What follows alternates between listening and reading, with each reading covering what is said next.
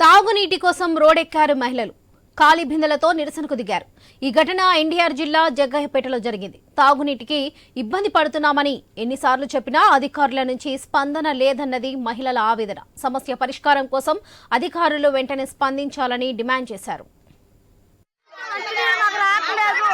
మాకు కావాలి నీళ్లు, మంచి నీళ్లు.